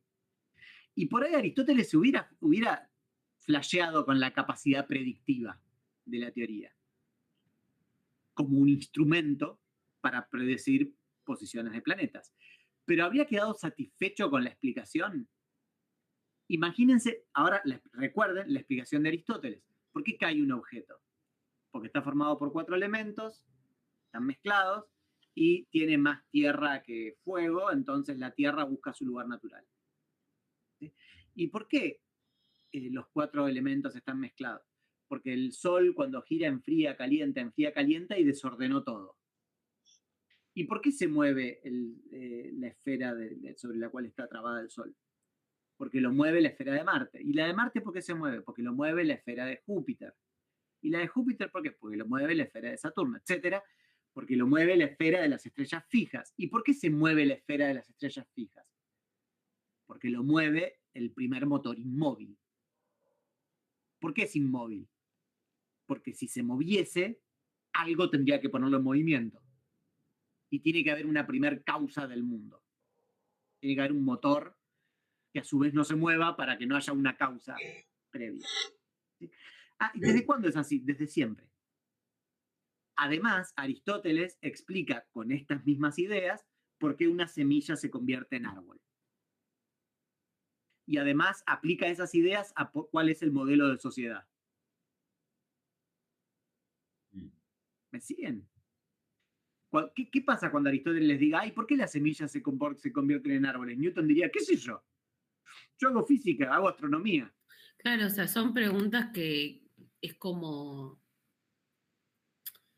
creo que tiene que ver también un poco con las reglas del juego, ¿no? Sí. Como mezclar, no sé, fútbol y básquet, ¿no? En uno te vas a comer una falta y en el otro no, ese tipo de cosas. Kuhn saca la idea de paradigma, la palabra paradigma, de Wittgenstein. ¿Y de qué está hablando Wittgenstein? De qué es lo que caracteriza un juego y qué es lo que diferencia juegos. Sí, las reglas, básicamente. O sea, el concepto es el mismo, el propósito es el mismo, pero son distintos los medios, los fines. Exacto. ¿Sí? Es decir, A Aristóteles le gustan las explicaciones completas. Le gusta conocer la causa y la explicación completa, la que te explica todo. Pero no está preocupado por explicaciones cuantitativas. Mientras que Newton está preocupado por explicaciones cuantitativas y sospecha de las explicaciones completas, porque es un empirista. ¿Sí? Entonces, ¿qué va a pasar ahí? Cada uno, según sus reglas, como decía Martina, va a aplicar, va a juzgar los dos paradigmas y cuál va a ser mejor, el propio. ¿Sí? O sea, según las reglas de Aristóteles, según las reglas que definen el juego de Aristóteles, va a ser mejor Aristóteles. Según Newton, va a ser mejor Newton. ¿Y hay forma de decir, ¿y las reglas de Newton son mejores? No. ¿Me siguen? No la hay. Cambian métodos, cambian objetivos. No hay forma de decir, este paradigma es mejor que este otro, en sentido absoluto y objetivo. Porque cambian los valores. A uno prefiere explicaciones cualitativas, el otro prefiere explicaciones cuantitativas. ¿Sí? ¿Qué cambia de Aristóteles a Newton? Cambian un montón de cosas. Algo que dijo, no me acuerdo quién lo había dicho. Hay un problema de comunicación porque cambian los conceptos. ¿Sí? Digamos, cuando uno dice, bueno, lo que pasó en la revolución copernicana es que el heliocentrismo reemplazó al geocentrismo, da la sensación de que solamente se trata acerca de qué gira alrededor de qué. ¿Sí? Si los planetas alrededor del Sol o los planetas alrededor de la Tierra. Pero eso deja de lado el hecho de que la misma palabra planeta cambió el significado. ¿Sí? Un planeta para Aristóteles es una cosa distinta a para Newton. Para Newton un planeta es una piedra. Para Aristóteles es una bola perfecta de éter. Incorruptible. ¿Sí? Además, para Aristóteles, la Tierra no es un planeta. Y el Sol y la Luna sí son planetas. Mientras que para Newton, la Tierra es un planeta y el Sol y la Luna no son planetas. Ni siquiera coinciden en la extensión de los conceptos. ¿Sí? Por supuesto, cambian las leyes. Esto es lo que habría dicho cualquier persona siempre. Cambian las leyes. Las leyes de Aristóteles son otras que las leyes de Newton. Cambian los valores con los cuales vos juzgás que es una buena aplicación en tu paradigma, ¿no? Prefiero explicaciones completas, prefiero explicaciones unificadoras, prefiero explicaciones precisas y puntuales y predictivas. ¿Sí? Esos son valores diferentes. Cambian las concepciones metafísicas. Para Aristóteles el mundo está compuesto por sustancias, mientras que para Newton el mundo está compuesto por átomos. ¿Sí? Lo cual tiene consecuencias metodológicas, porque si el mundo está compuesto por átomos, la única explicación posible es la eficiente, ¿no? Los átomos chocan entre sí o se afectan por medio de fuerzas. Si el mundo está compuesto por sustancias, las sustancias tienen fines. ¿Sí? Por eso hay una diferencia. Para Newton un objeto cae porque hay una causa eficiente que lo mueve, mientras que para Aristóteles porque tiene el fin de buscar su lugar natural. ¿Sí? Cambia la base empírica. Esto es lo más hansoniano. ¿No? Puede ser que no vean lo mismo. Pero en Kuhn no está tan preocupado por la percepción. Está más preocupado por otra cosa. Por ejemplo, Aristóteles asume que todos los movimientos son a velocidad uniforme. O sea, como si no hubiera aceleraciones en el mundo. ¿Sí? Es una idealización, digo. Siempre hay idealizaciones en la ciencia, ¿no? Y la de él es esta, tipo, no hay aceleraciones. Entonces, sus leyes tratan de explicar movimientos no acelerados. ¿Sí? Mientras que Newton, fuerza es igual a masa por aceleración, lo que explican las fuerzas son los cambios de aceleración. ¿Siguen? Entonces, no tratan de explicar lo mismo, básicamente. Estoy jugando con una gomita y se me escapó. A esto, por esto, según Kuhn, hay inconmensurabilidad. ¿Qué quiere decir la inconmensurabilidad? No que no sea posible comparar, de hecho sí es posible comparar, pero no existe ni una base objetiva, no existe una base objetiva y neutra, ni teórica ni empírica, que permita realizar comparaciones objetivas y concluyentes entre paradigmas. ¿Sí? No te puedes salir afuera de los paradigmas para decir este es mejor que este otro. Solamente podés juzgar desde tu propio paradigma. No hay nada en la historia de la ciencia que se haya mantenido. Y no hay nada objetivo a lo cual puedas apelar. Cualquier comparación va a ser con respecto a ciertos valores. Valores que puede ser que el del otro paradigma no comparta. ¿Se entiende? Claro, ¿por qué estoy comparando a Newton con Aristóteles? Porque no comparten nada. Si comparás a Newton con alguien más cercano, ¿no? Con las personas con las que de hecho discutía, sí comparten ciertas cosas. Por ejemplo, ya compartían que había que hacer predicciones precisas y puntuales. Entonces ahí, si bien no hay nada objetivo y neutro que compartan los paradigmas, sí hay algo que comparten, lo cual permite entender cómo es que ocurre la revolución. ¿Se entiende? Lo mismo pasa en una revolución política. No hay ninguna revolución política que revise todo. Sería como empezar con una sociedad de cero. Tipo, es imposible. ¿Sí? Las revoluciones políticas dejan quietas algunas cosas. ¿Se entiende lo que digo? Se basan en algunas instituciones o algo por el estilo, porque si no, no sería posible llevarlas adelante. Y lo mismo pasa con las revoluciones científicas. No es que entre paradigmas sucesivos no haya nada común. No hay nada común que sea objetivo y neutro. ¿Sí? Contingente lo que haya en común. Bien. Lo que más le interesa a Kuhn es la idea de marco conceptual. Tipo, es de lo que más va a hablar, de lo que más va a trabajar, es de cómo cambia el marco conceptual. ¿Sí? Como este cambio, ¿no? Loco entre lo que es la luna para Aristóteles y lo que es la luna para Newton. ¿Sí? Ese cambio como increíble. Los ejemplos a los que apela todo el tiempo Kuhn en la estructura, a los que más apela, son Planeta, de Ptolomeo y Newton, Flogisto y Oxígeno en la química. Flogisto era lo que explicaba el fuego en la química antes de que se descubre el oxígeno. Y la masa en la teoría de Newton y la masa en la teoría de Einstein. ¿Sí? Ahí se mantiene el término, como pasa con Planeta, pero cambia el concepto. Bien. Y, digamos, de acuerdo a, uno puede decir que la inconmensurabilidad tiene distintas causas o que hay distintos tipos de inconmensurabilidad. El cambio de base empírica es la inconmensurabilidad empírica o perceptual. El cambio de marco conceptual es la inconmensurabilidad conceptual o semántica. El cambio de métodos es la inconmensurabilidad metodológica. El cambio de valores es la inconmensurabilidad axiológica. En el caso de Aristóteles cambió todo. Pero cuando vos vas, yo les decía, ¿no? Esto es un tipo ideal. Cuando vos vas a estudiar un caso, te preguntás, a ver, ¿qué pasó? Cuando estudio la relación entre los teólogos naturales y Darwin, ¿qué cambió y qué no cambió? Es una pregunta típica relevante. ¿Sí? Entonces, bueno, ¿qué se hacen los cuñanos? Bien. Detalle que no importa mucho.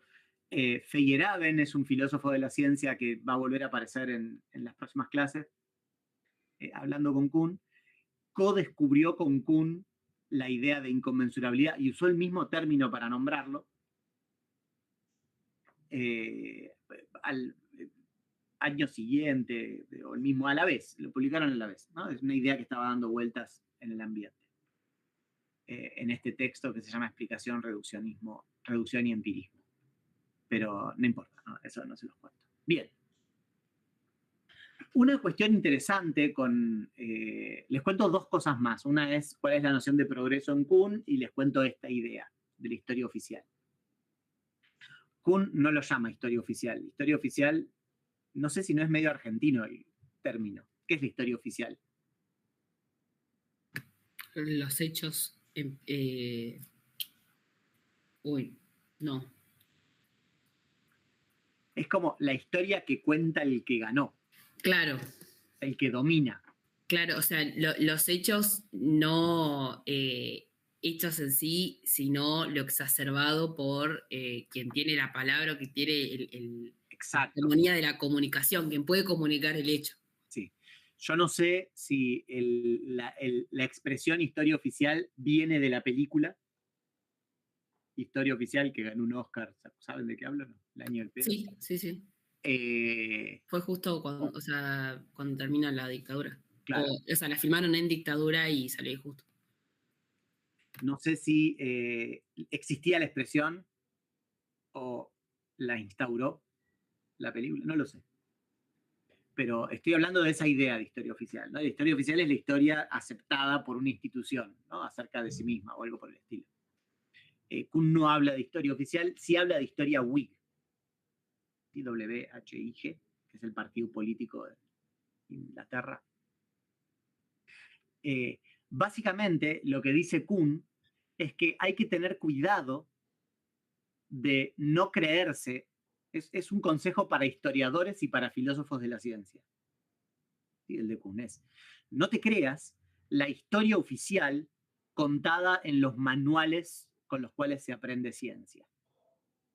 ¿Sí? Esa es la idea básica. No te la creas. ¿Por qué? Porque no tiene nada de real. ¿Sí? Básicamente, tiene un rol didáctico y Kuhn no tiembla mucho en aceptar la idea de adoctrinamiento que tan de moda está. ¿Sí? Es adoctrinadora. De hecho, la expresión que usaba Kuhn para hablar de los paradigmas en las primeras charlas que daba era teoría como ideología. ¿Sí?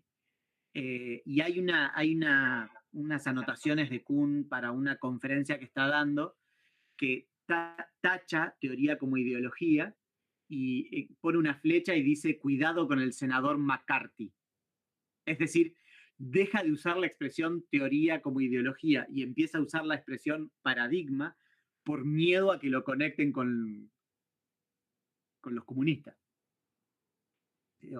Fíjense cómo influye la política en el devenir de la filosofía de la ciencia. Bien. No, Ya cómo vamos a hablar. influye en los espacios de, didácticos y de enseñanza. Un montón influye. En la ciencia en sí, ¿no? Y en la ciencia en sí, como vamos a seguir viendo. ¿Cuál es la función entonces de la historia oficial, ¿no? De la historia de los manuales? Básicamente es didáctica o adoctrinadora, brinda ejemplares, ¿sí? Cuando ustedes estudian historia de la sociología, no es que están haciendo historia como haría un historiador, sino que lo que están haciendo es usar eso como fuente de ejemplos de qué se hace en sociología, ¿sí? Igual es distinto. O sea, Kuhn está pensando en las ciencias naturales y en las ciencias naturales nadie lee a Darwin. Nadie. ¿Sí? O sea, los biólogos no leen a Newton, a Galileo, a Darwin, no lo leen. ¿Sí? En ciencias sociales a veces sí se leen a Weber, a Giddens, ¿no? Ustedes lo leyeron. Pedacito al menos. Sí, a Marx. Por eso, las ciencias sociales son distintas. ¿Sí? Kuhn está pensando en las ciencias naturales.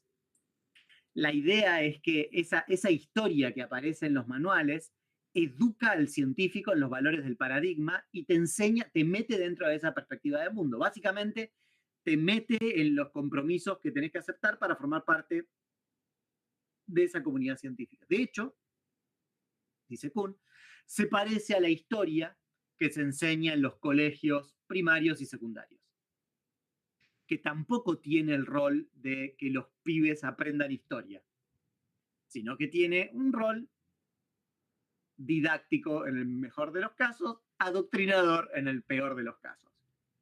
¿Sí? La historia que estudié yo la escribió Mitre, que estudié yo. La que estudiaron ustedes, por ahí no, es más como revisada. ¿Por qué Mitre escribió esta versión de la historia en donde Cabral, que era blanco, salva... Porque necesitaba hacer la historia oficial de una nación que estaba recién naciendo.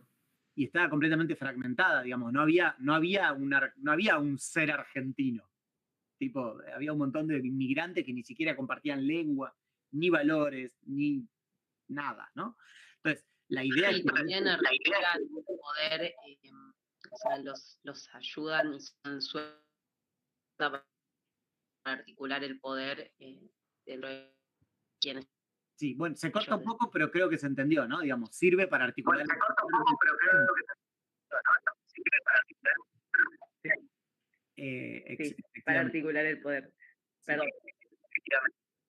Entonces es muy parecida a la historia que se enseña en los colegios. Es maniqueísta, o sea, hay buenos y malos. ¿Sí? En la historia de Mitre, Rosas era malo y Sarmiento era bueno. La historia revisada también es maniqueísta. Lo que hace es invertir las valoraciones, ¿no? Sarmiento es el vendepatria, el cipayo o algo por el estilo, y Rosas es el que defiende la nación, ¿no? O algo por el estilo. Una vuelta obligada, qué sé yo qué. Pero es maniqueísta, hay buenos y hay malos. Cuando vos lees la historia de Darwin, Darwin es bueno. En la biología, Darwin es bueno, mientras que el obispo con el que discute y que le dice, usted desciende de un mono por parte de madre o de padre, en ese evento que se suele conocer, que se suele contar cuando se habla de Darwin, el obispo es malo, tiene una agenda.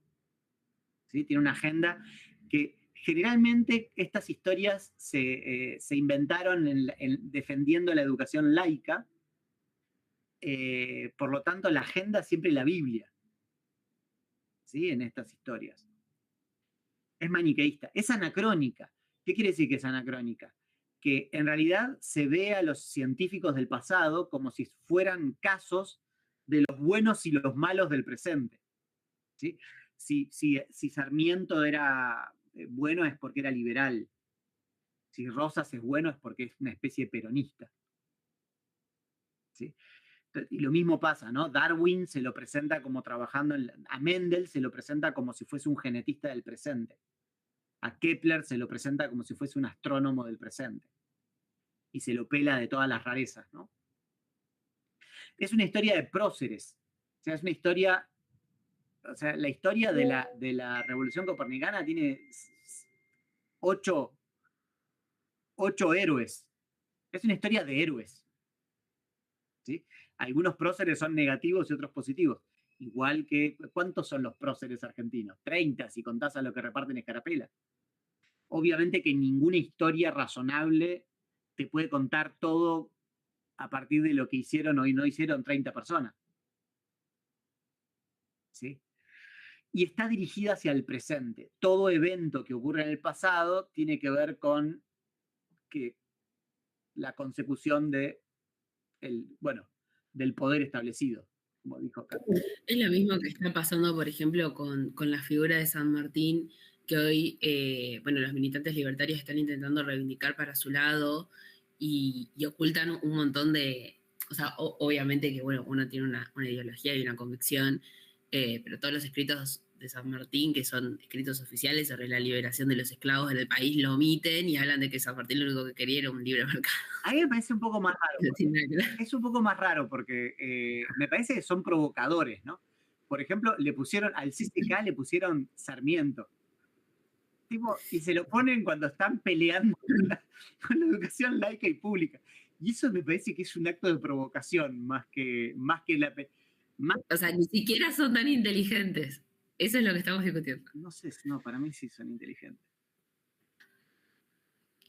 Para mí sí, marcan agenda, no, para mí hay inteligencia detrás. No digo que Milei sea inteligente, pero sí que la derecha es inteligente. Pero me parece que lo que aprendieron con Trump, Bolsonaro, inglés, ¿cómo es? Despeinado, ¿cómo se llama? Es que la provocación vale más que la disputa tradicional, ¿no? O sea, sacar un video hablando del Día de la Raza, eso es provocar. Lo cual es muy interesante porque no está claro cuál es la estrategia que hay que tener, ¿no? Es la herramienta que utilizaron ayer los libertarios que se presentaron en la asamblea, sin ir más lejos. Siempre es provocar. Lo mismo el no son 30.000. Que uno diría, bueno, pero ¿qué estamos hablando del número? O sea, 30.000, 8.000, 9.000, 10.000. ¿Cuándo empieza a ser una aberración? Digo, y sin embargo es una provocación porque estás obligado a contestarla y una vez que la contestaste perdiste, ¿no? Porque estás jugando un juego que no te conviene.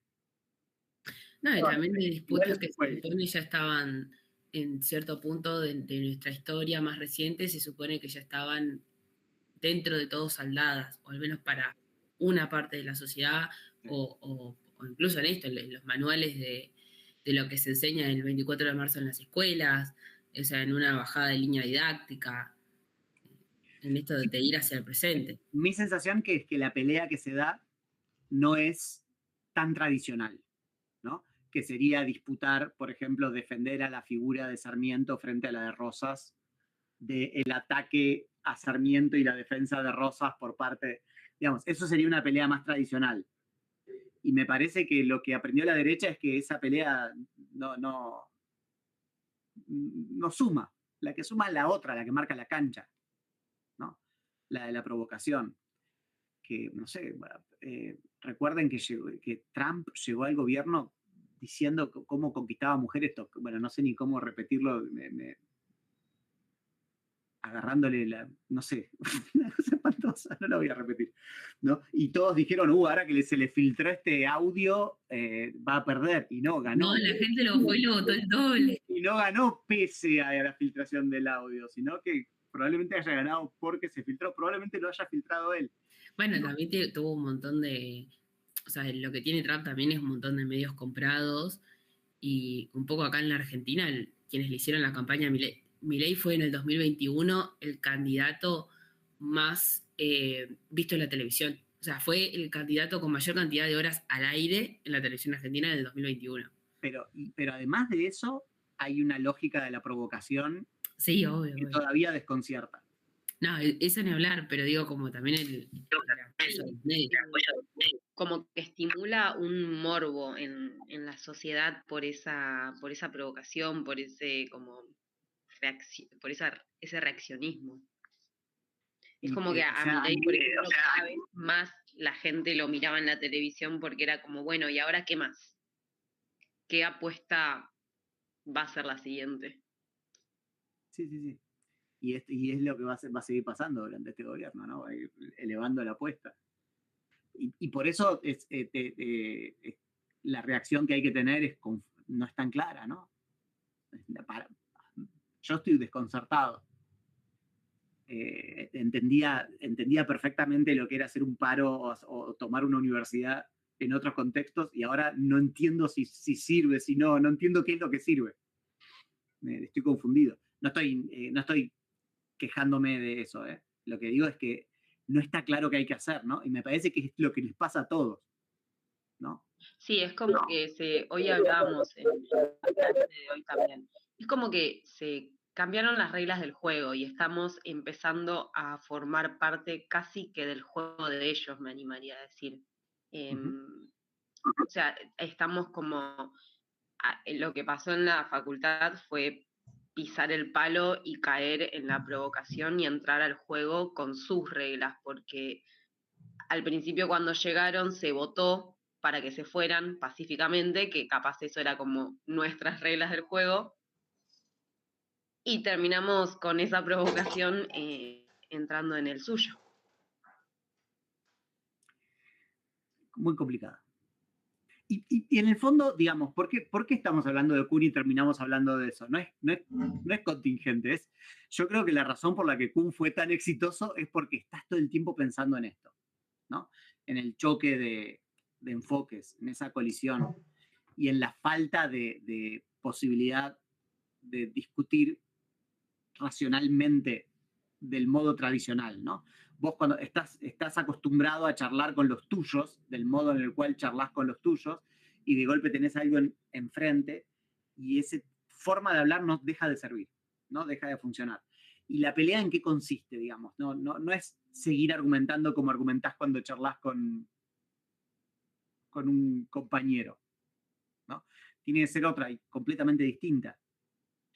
Y esa, ¿no? Esa es la fascinación de Kuhn por la inconmensurabilidad, es la fascinación del choque entre culturas, ¿no? Ya no digo las grietas pedorras de Argentina, que son un bajón, pero estamos hablando de cosas más graves que esas, ¿no? Que son los choques de cosmovisiones más profundos que ocurrieron en el siglo XX y que siguen ocurriendo en el siglo XXI, ¿no? Perdón, hablo de grieta pedorra porque no me lo puedo tomar en serio a mi ley, ¿no? Pero hay otras que son más terribles, ¿no? Choques entre culturas con los que estamos conviviendo. Y eso para mí es la razón por la cual, digo, uno lee Kuhn y se maravilla con la inconmensurabilidad. Sobre todo, perdón, esto es un chiste de Mafalda preguntándose por qué dejaron de haber próceres. En el caso de Kuhn, digo, hay muchas cosas interesantes para hablar del otro tema, ¿no? De qué pasa cuando te chocas con cosmovisiones distintas.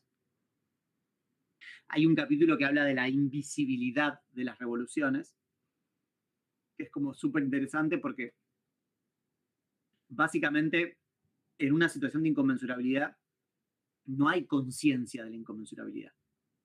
Por ejemplo, no hay conciencia de que los conceptos se usan distinto. ¿Por qué? Porque uno no sabe cómo uno sabe usar los conceptos, pero no sabe en qué consiste. Es el saber, está dentro del saber tácito, ¿no? El modo en el que vos utilizás los conceptos. Pero no está claro que el otro, el que está del otro lado, usa los conceptos distintos o juega con otras reglas. ¿Sí? Primero que todo, porque el propio paradigma es medio invisible.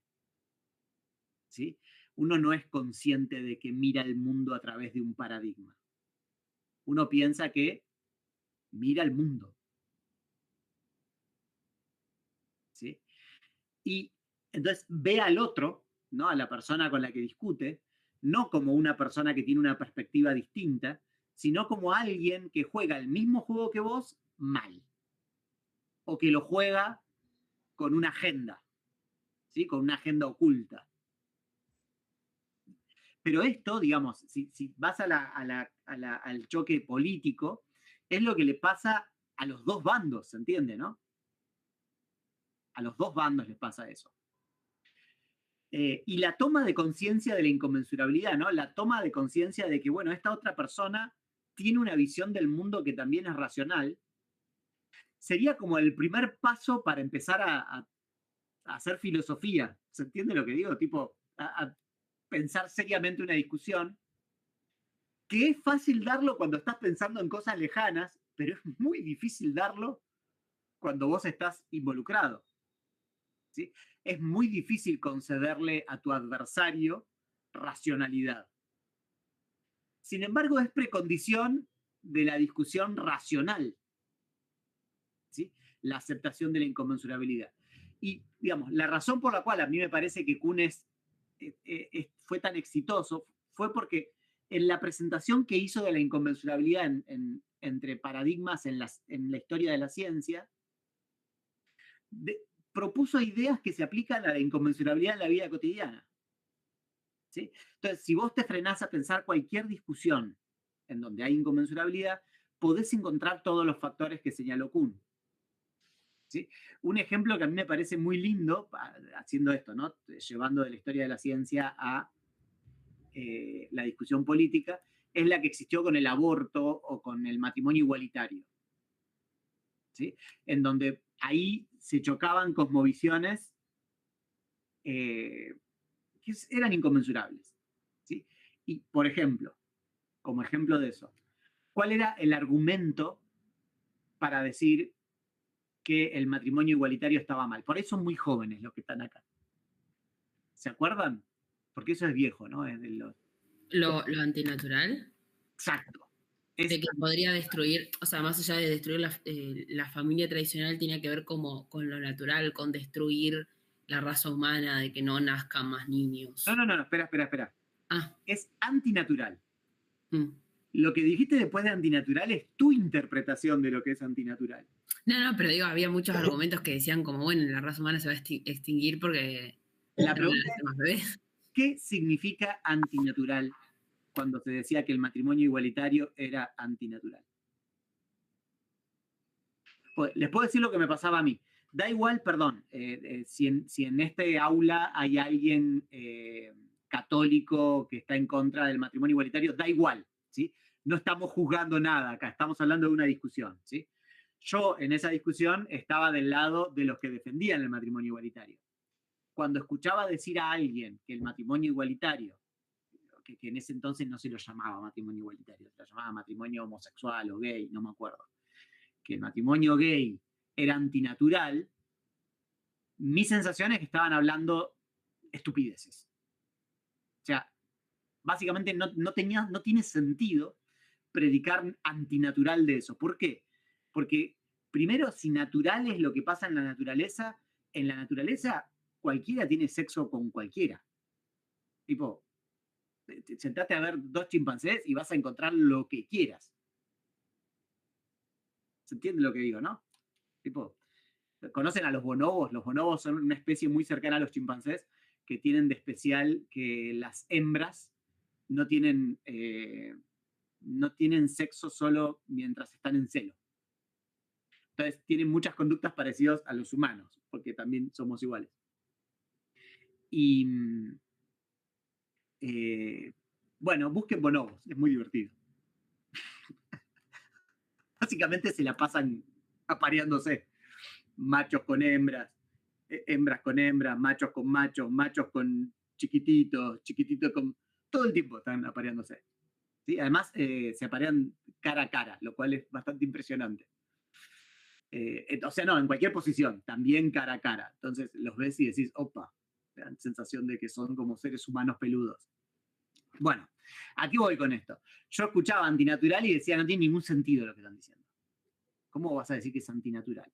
Claro, en general, los enfoques que estaban en contra del matrimonio igualitario venían del catolicismo, del Opus Dei, del catolicismo, de la Universidad Católica, que eran escolásticos, y cuando dicen natural, no lo ponen a artificial, sino a forzado. Es lenguaje aristotélico. ¿Me siguen? Es lenguaje aristotélico.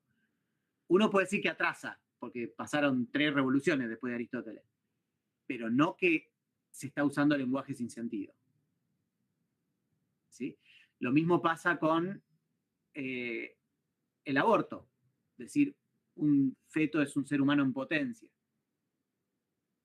¿Sí? Si uno no es aristotélico o escolástico, que sea un ser humano en potencia, uno podría decir, bueno, es un ser humano en potencia o es un aborto en potencia, porque nosotros usamos en potencia como aquello en lo que te puedes convertir. Pero si estás en un marco aristotélico, que sea un ser humano en potencia es que el desarrollo natural es que se transforma en un humano. El desarrollo forzado es que se transforma en otra cosa. ¿Se entiende? Entonces, ¿a qué estoy hablando con esto? Es que lo que uno sentía es que el otro decía estupideces. Lo que de hecho pasaba es que había un marco conceptual diferente. Es decir, había inconmensurabilidad. O sea, la aceptación de que hay inconmensurabilidad por ahí no cambia las cosas, porque en definitiva por ahí a veces tenés que sacar una bazooka e ir a la guerra contra otros. Pero si vos pensás que hay una discusión racional posible, la inconmensurabilidad no es un obstáculo que tenés que reemplazar, es el punto de partida para tener una discusión razonable. ¿Se entiende lo que digo? Bueno, ¿qué dice Kuhn en el último capítulo de la estructura?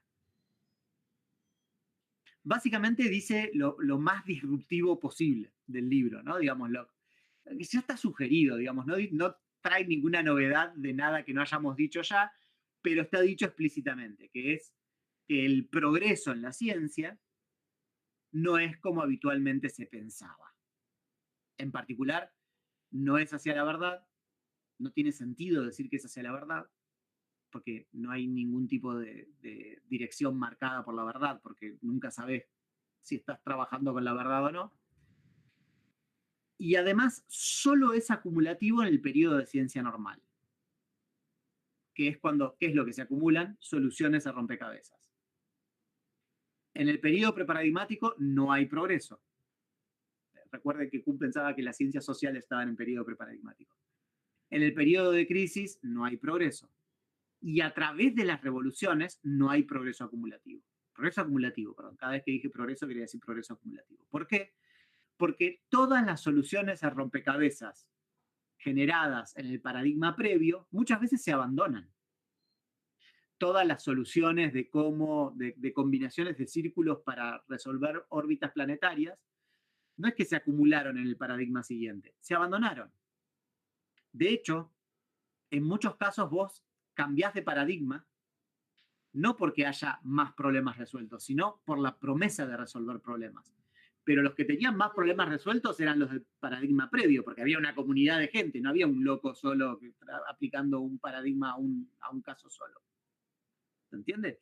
La gente, los estudiantes eligen el paradigma nuevo por la promesa de resolución de problemas, no por la resolución efectiva de problemas. Con lo cual, vos cambiás un paradigma que resuelve un montón de problemas por un paradigma que promete resolverlos. ¿Sí? En definitiva, no hay una acumulación de problemas. Entonces, básicamente, lo más fuerte de Kuhn es que vos no podés defender que hay un progreso de manera objetiva y acumulativa. Lo cual es súper contraintuitivo, porque yo podría decir, bueno, pero antes los griegos vivían hasta los 30 años, ahora vivimos hasta los 100. Tipo, ¿cómo no voy a decir que hubo progreso en la medicina? Bueno, que existe un progreso presupone que vos elegiste como valor mantener viva a la gente lo máximo posible. Valor súper cuestionable, ¿no? Digo, no está tan claro que haya que mantenerla viva a la gente hasta los 100 años. Tipo, yo me puedo imaginar una sociedad que dice, la verdad que no. La verdad que son re molestos los viejos, digamos. Mejor seguir muriendo a los 30 años.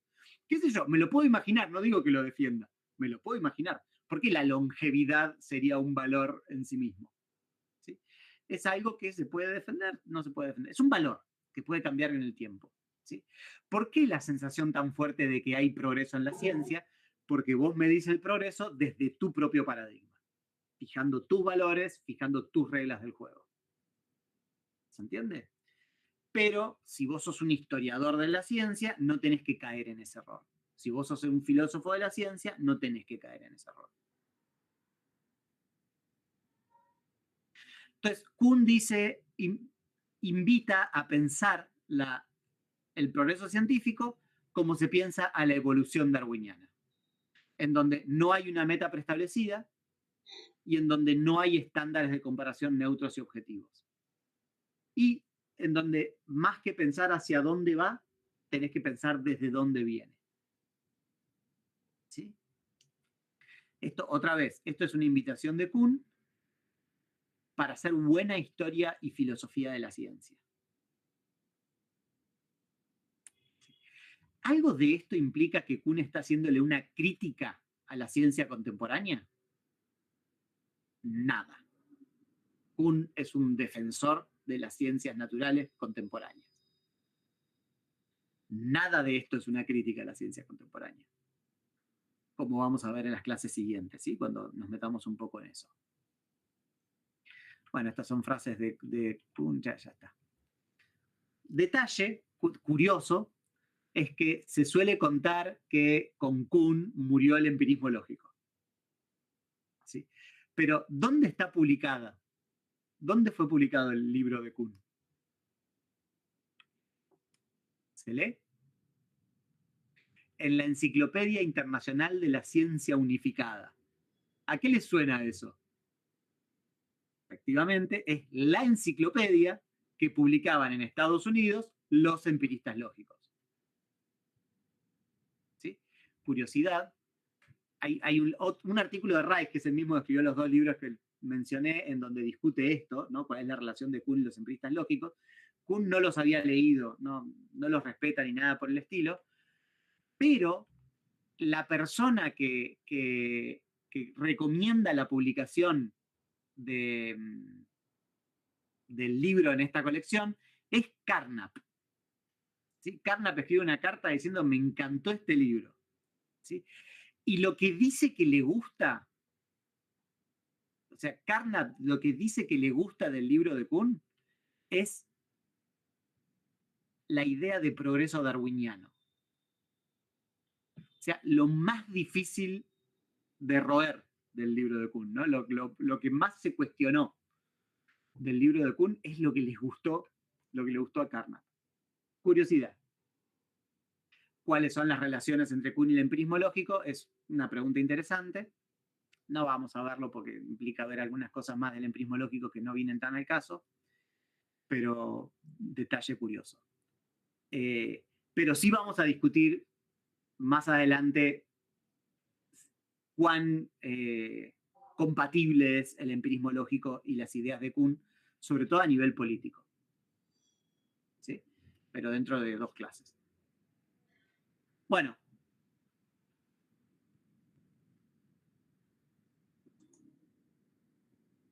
¿Me siguieron más o menos? Sí. Creo que también como ya es un autor más moderno, se me hace mucho más fácil de entender que todo lo que vimos hasta ahora. Sí, bueno, además está bueno leerlo a Kuhn, es lindo leerlo. O sea, recuerden, habla de física, habla de astronomía, pero es bueno, a mí me voló digo, es uno de los... Hay pocos autores, ¿no? Que los lees y te cambian la forma de pensar, y para mí Kuhn fue uno. ¿Sí? De hecho, me pasó solamente con Kuhn, con Darwin y con un libro de metáforas de la vida cotidiana de Lakoff y Johnson. Esos 3 libros los leí y dije, wow. Porque después, qué sé yo, leer a Russell o a los empiristas lógicos era como que ya estaba de acuerdo y listo, pero no me... Claro, como que no te sorprendieron. Claro, exacto. Así que sí, bueno, esto sí, es muy interesante. Bueno, ¿algún comentario, algo que quieran decir? O nos saludamos y nos vemos el viernes.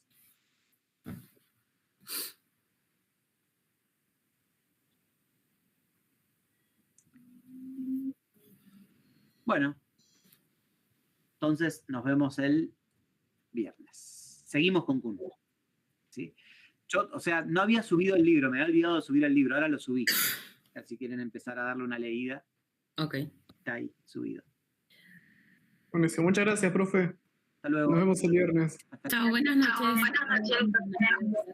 No. Buena semana.